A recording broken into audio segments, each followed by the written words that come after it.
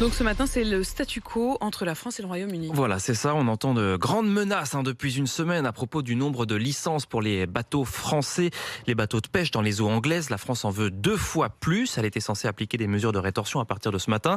En fait, pas du tout. Les discussions avec le Royaume-Uni ont fermement repris hier en marge de la conférence sur le climat à Glasgow. Et cette fois, Paris et Londres ont l'air de vouloir trouver une solution, Martin Caloré.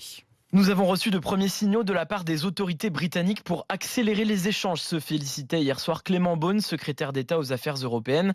Les autorités françaises ont fait de nouvelles propositions aux Britanniques qui doivent répondre dans les prochaines heures.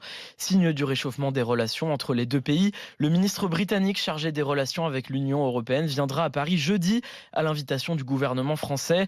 D'ici là, les mesures de rétorsion annoncées par la France ne seront pas appliquées. Elles devaient initialement entrer en vigueur cette nuit. La France fait donc un pas salué par les Britanniques hier soir. Ce n'est pas pendant qu'on négocie qu'on va mettre des sanctions, a admis Emmanuel Macron hier soir à Glasgow. Pendant 10 mois, les résultats ont été trop lents, a-t-il souligné. Si cette nouvelle méthode permet d'avoir un résultat, je souhaite qu'on lui donne une chance.